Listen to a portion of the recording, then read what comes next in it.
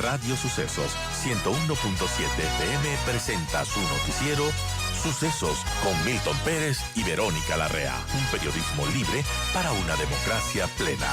Los hechos y las opiniones de los sucesos que marcan nuestro tiempo.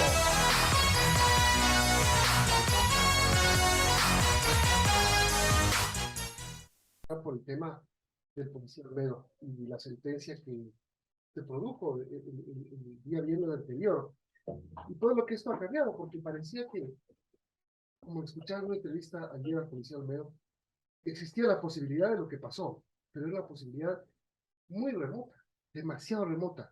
Un cambio de sentencia de 3 años, 4 meses a 3 años de cárcel. ¿Cómo lo toman ustedes?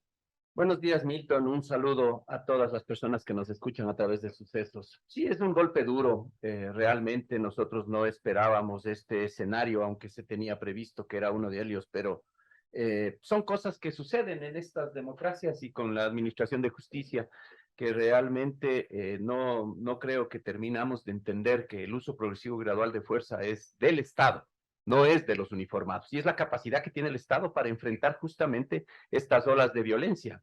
Lo que están logrando es una parálisis, porque la sociedad está con miedo, la policía con miedo, y eso paraliza. Lo que necesitamos es más bien que le den esperanza, que es lo que moviliza. Y ahora más que nunca necesitamos nosotros de aquellos mecanismos y de esas capacidades especiales. Nos corresponde continuar en el proceso, ir hasta casación. Yo creo que es lo más justo en virtud de los mismos uniformados, del mismo compañero, porque no se puede aceptar una sentencia de este tipo. En casación se presentarán todas aquellas debilidades que se han encontrado en el proceso, y de ratificarse, pues entonces está pendiente el indulto que el presidente lo ha ofrecido y que es una voluntad del gobierno nacional tratarlo así. Usted como ministro, el presidente de la República, digamos, el Estado, ¿no tiene dudas de la inocencia del policía Santiago Olmedo? Mire, yo no tengo dudas de la formación de la mayoría de policías. La regla en la institución es defender, no es atacar. Ningún policía se forma para atacar, y cuando sale a la calle lo hace en esos conceptos, pero se topa con realidades y con circunstancias que no son valoradas por la Administración de Justicia. En la Administración de Justicia se evalúa ex post, pero no se evalúa los momentos ex ante, cuando el policía toma la decisión, y cuando ya en un momento dado entra en un túnel inclusive en donde la visión se reduce y le corresponde proteger. Él podía haber interrumpido y dejar que los delincuentes se vayan, y mañana pasará lo que sucedió esta semana en Chimborazo. Un joven fue atacado por delincuentes bajo la misma modalidad y perdió la vida. Esa es la realidad. Él interrumpió un delito, continuó hasta culminar con la detención de los sujetos, y se topó con una emboscada, que es lo que el policía manifiesta. La pregunta es, más allá de los indicios, las certezas que ha entregado el uniformado, no es solamente su versión. ¿Por qué no se consideran estos temas y más bien se considera como un agravante para llegar al máximo de la pena? ¿Y por qué cree que pasa eso? ¿Por qué cree que no se consideran estos Bueno, temas? ¿Por qué cree que el día viernes lo primero que hace la Fiscalía es emitir un tuit como solazándose de una victoria judicial? Yo diría que hay un sesgo, lastimosamente hay un sesgo en temas conceptuales sobre derechos humanos. Y este es parte del conflicto político que tenemos en el Ecuador. En el Ecuador, más allá de que estamos viviendo una ola de violencia, hay un conflicto político enorme, hay mecanismos sobre los cuales no se termina de entender que estamos actuando pro mafia y no estamos actuando pro seguridad para los ciudadanos. ¿Por qué cree que pasa esto? Bueno, habrá que entender la economía ilegal. Yo soy un convencido que si nosotros no atacamos a la economía ilegal que está dando poder a muchos, y poder político, poder judicial, poder en todas las esferas, con operadores comunicacionales inclusive, lo único que estamos es destrozando la democracia. Por eso justamente desde el ministerio hemos desarrollado, y para construir la política, para construir una política adecuada, estamos desarrollando encuentros ciudadanos en todas las provincias, de tal manera que no solo entendamos desde lo local los problemas, sino que planteemos las soluciones. Mire, Milton, yo le voy a poner 3 ejemplos de cómo en el Ecuador se puede construir política pública y cómo se ha construido la política pública. En estos últimos 10 años, sin un censo poblacional, sin saber quiénes somos, sin un censo penitenciario para saber cómo proceder con política criminal, con política de indultos, con política penitenciaria, y indiscutiblemente también sin una información básica que nos permita entender la conflictividad. Ahora lo estamos cambiando, estamos realizando justamente el censo poblacional para saber los municipios, cómo han crecido en las periferias, en las partes suburbanas donde están generándose la mayor cantidad de conflictividad. En segundo lugar, el censo penitenciario para comprender demográficamente quiénes son y para tener una información biométrica que permita no solamente la política criminal construirla, sino también la política de indultos. Necesitamos romper el hacinamiento, pero el indulto es un derecho que consta en una ley. Y ahora podemos hacer una propuesta sobre la base de la información. Y finalmente, estamos realizando el registro de extranjeros en el Ecuador para saber exactamente, unos hablan de que son 350,000 los que ingresaron por puntos regulares, otros hablan de 700,000, no sabemos. Justamente esta información es la que va a servir como insumo para construir una política pública y servirá también para la estrategia de las instituciones. Es importante, el censo penitenciario, por ejemplo, es una locura que no haya habido un censo penitenciario. Bueno, me parece que hubo uno, pero que fue un registro de quienes estaban al interior. No es lo mismo, perfecto, así es. Se construyeron bodegas para tener... Se construyeron enormes cárceles sin una adecuada... Eso me parece un acto absolutamente irresponsable y nosotros no queremos cometer eso. Tenemos que reconstruir, resignificar la seguridad en función de lo que está pasando, pero con información y con data. Quiero insistir un poco más en el tema del policía Santiago Olmedo, porque usted dice, aquí hay un sesgo. Mi cuestionamiento es, ¿por qué cree usted que hay ese sesgo? Se ha venido hablando durante todo este tiempo de lo que pasa con los policías, de cómo se puede proteger y garantizar el actuar de los policías, de cómo se puede defender a los policías y a miembros de la fuerza pública en general que actúan con el uso progresivo de la ley. Hay una ley que entró en vigencia justamente la semana pasada, y justamente la semana pasada se produce la sentencia al cabo segundo Santiago Olmedo. Es decir, hay una configuración increíble para que pase esto. Mire, Milton, la ley de uso progresivo y gradual de fuerza ya es un adelanto porque la institución venía trabajando con un reglamento.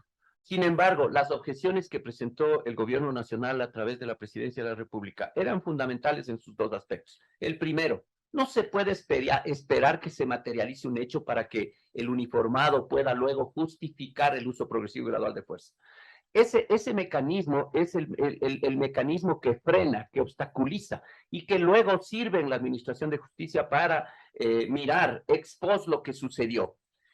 Si el policía terminaba herido, es bastante probable que pueda justificarlo, pero como no terminó herido, entonces ahí es cuando entran en esta forma sesgada de mirar luego de los acontecimientos desde un espacio no solamente lejano, sino ya desde el tiempo transcurrido. Entonces ahí sí, la dirección de los disparos, por donde fueron, que hubiese sido mucho mejor actuar así, y todo el mundo se pone a especular. Creo que ahí radica fundamentalmente uno de los aspectos fundamentales, sobre los cuales, si no hacemos una corrección, esto irá empeorando. Porque la ley se construyó con una visión de orden público. Porque la mayoría de asambleístas lo único que miraron es las alteraciones del orden público y dijeron, para esto la policía actúa con extremada fuerza cuando utiliza equinos, cuando utiliza caballos, cuando utiliza con disposición o sin disposición. Por eso hay que también normar para que sea responsable el liderazgo. Y ahí me parece que cometen otra injusticia en términos de legalidad inclusive, y luego va a recaer sobre la institucionalidad y sobre esta parálisis. El día a día, en lo que está enfrentando el uniformado en la calle es delincuencia violenta, radical, ahora incluso con explosivos. Y no se puede mirar la intencionalidad, se tiene que interrumpir el hecho haciendo uso progresivo de fuerza. Esa es la capacidad que tiene el Estado. El Estado le otorga a los policías a través del legislativo en la ley, pero parece que lo miraron de una forma absolutamente distinta y ojalá esto no sea un motivo para frenar. La institución es una institución fuerte, es una institución que trabaja mucho en su doctrina. La policía hará los esfuerzos de entrenamiento, de capacitación. Desde el ministerio los impulsaremos, buscaremos los presupuestos para que así suceda. Tratamos de equiparla de mejor manera a la policía con elementos y armamento de mucho más potencia y mucho más capacidad. La pregunta es ¿para qué? La pregunta es ¿para qué vamos a comprar fusiles? Y luego, cuando el policía haga uso de un arma como las que están utilizando los delincuentes, inmediatamente le van a cuestionar. esa es la irracionalidad que no entendemos, esa es la incoherencia que existe ahora y al final esperemos que en última instancia se pueda corregir. Bueno, en el caso del cabo segundo Santiago Olmedo, usted ya lo ha dicho, van porque el policía ha reconocido que tiene un equipo de apoyo por parte del gobierno, apoyo jurídico, van... Ayer hablé yo con Santiago Olmedo, yo lo recibo hoy junto a su abogado en la oficina, vamos a tener alguna estrategia que diseñar indiscutiblemente, pero él sabe que tiene el acompañamiento de la institución, del gobierno nacional, del ministerio y vamos a estar hasta el último. Y finalmente también sabe y tiene la plena confianza, lo que el presidente ya lo ha ratificado, que iríamos como último recurso por el indulto. Y él se mantiene dentro de las filas policiales. Ese es el otro tema, porque la preocupación no es solamente esa, la preocupación no es perder la libertad por haber actuado en beneficio de la comunidad, es perder la carrera, es perder el bienestar para su familia y es inclusive tener que cubrir unos gastos de reparación que se impusieron ahí de otra vez elevada, efectivamente. Todo eso tenemos que buscar la solución y la iremos trabajando. No vamos a permitir que sea un peculio personal. Ni tampoco que pierda su carrera. Ni tampoco haremos los cambios reglamentarios que se necesitan y más bien yo consideraría que la experiencia negativa que él ha vivido sería maravillosa para empezar a capacitar a nuestro personal porque las experiencias, las vivencias son fundamentales para poder transmitir conocimiento al resto. Son las 8:28, estamos conversando con el ministro del Interior, Patricio Carrillo. Ahora sí hablamos un poco de la regularización que empieza el 9 de septiembre para ciudadanos venezolanos. Creo que es un trabajo, si no me equivoco, conjunto entre Cancillería y Ministerio del Interior. Son dos procesos, Milton. El primero es registro que le corresponde al Ministerio del Interior a través de la Subsecretaría de Migración y eso se hace en coordinación con ACNUR, con OIM, con organismos internacionales y es otro el de regularización que está a cargo del Ministerio de Relaciones Exteriores para ya una vez regularizados y saber quiénes son, dónde están y toda la información que nos va a proporcionar el censo podrá inclusive emitirse a través del registro civil su cedulación y su condición de regular ya en el Estado ecuatoriano. En la primera fase, lo que estamos haciendo es una campaña Estoy Aquí, en donde ya se ha facilitado un sistema con los organismos internacionales, está aprobado, estamos haciendo ya únicamente los últimos procesos con nuestro personal para capacitarlo, y el 1 de septiembre arrancamos. El ciudadano ingresa al aplicativo, registra su información, él decide dónde y el lugar de la cita, y ya cuando está aprobada, acude a la cita y presencialmente se toma la información biométrica. Mientras tanto, eleva una cantidad de información que nos permitirá a nosotros hacer cruce con bases abiertas y con otras cerradas para verificar la idoneidad de la información. ¿Cómo el ciudadano se entera de qué tiene que hacer todo esto? Bueno, ya estamos en un proceso de socialización. Ustedes saben que también la comunidad extranjera tienen sus redes de apoyo, tienen sus mecanismos de comunicación a través de los consulados, de las embajadas, a través de los medios de comunicación, empezará ya un proceso mucho más fuerte. Lo que pasa es que no queremos que como ahora todo termina politizándose y con ese mito que existe, que también queremos desmitificarlo, de que los extranjeros son los que nos han generado todos los males y son los causantes de todas nuestras desgracias, entonces siempre ya saldrá gente a decir que no deberíamos regularizarlos, que no deberíamos recabar información y que deberíamos continuar como antes. Entonces, nosotros queremos más bien cómo se han venido manejando la informalidad sin datos, hacer planes sin información básica, ¿no? Entonces, creo que en ese sentido nosotros vamos a actuar de la manera que creemos y estamos convencidos que hay que hacerlo profesionalmente. ¿Cuánto dura el proceso? El proceso dura hasta el 7 de noviembre. El 7 de noviembre se empezarán las evaluaciones. Es parecido a los tiempos con los censos penitenciarios. A la primera semana de diciembre ya vamos a tener la información del censo penitenciario. A la primera semana de este año, la primera fase, porque la regularización es un proceso de registro y regularización es un proceso que tiene 3 etapas. En la primera etapa, la primera fase, terminará a finales de este año, la próxima la iniciaremos a inicios del primer trimestre del próximo año, y la siguiente para todos los que se han quedado y han ingresado en condición de irregularidad a mediados del próximo año. Bueno, hablemos un poco de lo que pasa en Guayaquil con el estado de excepción que se decretó a raíz de este atentado terrible en la conocida calle 8. ¿Qué resultado ha dado este nuevo estado de excepción? ¿Cómo están las cosas? Mire, este estado de excepción era absolutamente necesario. Siempre se cuestiona que los estados de excepción se recurren con frecuencia, pero Milton, es la única capacidad que tenemos. Es lo único que nos permite realmente la participación de Fuerzas Armadas en actividades de apoyo a la Policía Nacional. En conjunto podemos operar como lo estamos haciendo en Frontera Norte, como lo estamos haciendo en algunos lugares críticos, y en el primer estado de excepción, para las provincias de Guayas, Manabí y Esmeraldas, puntualmente en algunas parroquias inclusive, se operó de tal manera que se logró contener la violencia. Logramos no solamente contener esta tendencia creciente que ya venía expresándose, que estaba incrementándose a un promedio de 8 a 10 muertes diarias en Guayaquil, a un promedio de 4 o 5 muertes diarias en Esmeralda.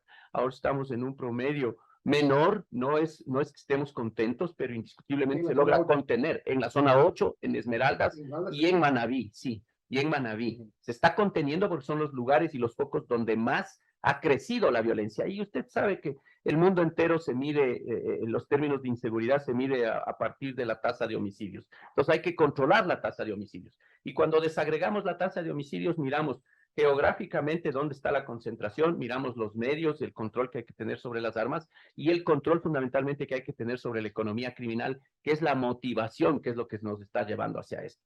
Ahí sobre la base de eso se construye la estrategia, sobre la base de eso se viene trabajando. Y una de las acciones para la estrategia, para la contención, es indiscutible el estado de excepción. Ya puntualmente, por lo de Cristo Consuelo, era necesario porque había que restablecer el orden público, porque es una comunidad que quedó afectada, no solamente las desgracias que ya se visibilizaron, sino es toda la comunidad la que queda impactada con un hecho de terrorismo que ya estamos mirándolo con frecuencia, la utilización de explosivos, cada vez la intimidación, cada vez la búsqueda de generar mayores miedos ciudadanos. Eso frena el desarrollo y con el estado de excepción se realizaron allanamientos, se lograron capturas, se identificó responsables, se identificó personas que ya en la administración de justicia irán presentándose los elementos de convicción necesarios. Este tema de la utilización de explosivos, de bombas para vengarse, amedrentar, causar terror, ¿de dónde viene? ¿En qué nivel de delincuencia estamos en este momento en el país? Bueno, que estamos en una zozobra permanente ahora de que no nos explote un auto por ahí. Sí, Milton. Nosotros tenemos que ir mirando lo que sucedió ya en otras comunidades, en otras sociedades, en México, Colombia, Italia, ya han sufrido esto y la verdad es que esta diversificación, esta forma radical que tiene de actuar el delito y el crimen organizado, obedece a que muchas veces las conductas penales no son de la gravedad, no tienen la dosificación necesaria como para generar la disuasión. Que el sistema penitenciario ya no disuade, entonces abiertamente se ven con la libertad de poder actuar como quieran. O que se incluya en el sistema indiscutiblemente judicial, entran por una puerta y salen por la otra. Indiscutiblemente no puede funcionar el crimen organizado si no tiene cooptado algunas estructuras del Estado ecuatoriano. Y hablo de todos los poderes, no estoy hablando única y exclusivamente del judicial. Es cooptable el Ejecutivo a través de sus instituciones, es cooptable el Legislativo, es cooptable el Judicial. Pero justamente por eso es que necesitamos primero despolitizar el tema de la seguridad ciudadana y entender que este es un aspecto que nos concierne a todos los ecuatorianos, a la sociedad civil, nos concierne a los gobiernos en todos los niveles, a los gobiernos locales, al gobierno nacional, le corresponde a la administración de justicia hacer una reestructuración con la crisis en el sistema de justicia, con la crisis política en el legislativo. Es más complejo, yo no quiero decir que sea imposible, estamos tratando de hacer todos los esfuerzos, pero resulta mucho más complejo. Si lográramos articularnos y si lográramos un acuerdo mínimo respecto de esto, ahí sería otro. Este es un tema, primero es una razón de Estado y segundo es un tema de unidad nacional. Ojalá el gobierno nacional con el planteamiento de la consulta pueda lograrse algunos mecanismos que realmente nos unan. Pero ¿cómo en una consulta popular la gente puede decidir? Bueno, son temas fundamentales. Yo creo que el Estado ecuatoriano puede decidir sobre la reestructuración del sistema de justicia, puede decidir sobre el tema de las extradiciones, puede decidir sobre el tema de las reformas que se necesitan, puede decidir muchos temas, reestructurar. Yo creería que tenemos leyes suficientes para combatir el delito común, pero necesitamos ya aterrizar en algunos articulados puntuales para enfrentar las nuevas dinámicas del crimen organizado. Como por ejemplo el tema del terrorismo. Usted tiene en el COIP un solo artículo que trata sobre el terrorismo y su financiamiento. Y yo creo que ahora eso amerita mucho más debate con seriedad y capacidades especiales que hay que dar a las instituciones para que no tengan que informarle a alguien que van a hacer una escucha telefónica, que no tengan que decirle a alguien que le van a vigilar, porque ahí básicamente se perdería todo principio para el Estado ecuatoriano de anticipación. Ahora, se están eligiendo ahora mismo unos jueces nuevos Anticorrupción. para manejar justamente el tema del crimen organizado. Esos 14 jueces hay que darles las garantías, pero claro, indiscutiblemente ayuda. No se puede crear una especie de jueces sin rostro en el país, la ley no lo permite. Eso es parte de la reforma. Jueces de que, uno, no los maten, o dos, no se corrompan. Mire, el presidente de la República ha sido absolutamente claro en dos acciones que son necesarias. La primera, fortalecer el talento humano y la gestión de conocimiento en las instituciones de control social formal. Y cuando se habla de 30,000 uniformados más, no es exclusivo para la policía. Necesitamos 30,000 funcionarios para el Consejo de la Judicatura, para la Administración de Justicia, para la Fiscalía, para el sistema penitenciario, para la Policía Nacional, para Fuerzas Armadas, para el control del EQ 911. Toda esta mirada hay que hacerla. Iniciamos ya. 1,400 se están formando en el sistema penitenciario. Estamos ya en el proceso final de selección de 7,500 uniformados para Policía Nacional. Estamos ya en el proceso de evaluación con las otras instituciones para ir creando las vacantes necesarias. Y todo esto es inversión del Estado ecuatoriano. Todo esto es parte de la inversión de $1,200 millones. Esto es lo que no se mira y se reclama con mucha fuerza, pero ya se está trabajando en todo esto. Si no logramos fortalecer, vamos a terminar decayendo. Yo pongo un ejemplo que para mí es absolutamente preocupante, Milton. En la policía la gente cada vez se está decepcionando más y a los 20 años está haciendo uso de su posibilidad de jubilarse. Hemos tenido más salidas, así es. Hay más gente que sale que ingresa. Entonces, eso ayuda al deterioro y si no tomamos en cuenta estas alertas, difícilmente vamos a ser resilientes ante el problema de la inseguridad. Ministro, una pregunta más. Yo sé que no le compete directamente, pero por el tema de seguridad, sí. Matan un juez la semana pasada en La Guardia, matan un fiscal, si no me equivoco, en Los Ríos. En Los Ríos. La presidenta de la Corte de Justicia de Guayas dice que se debe declarar en emergencia el sistema judicial por este tema.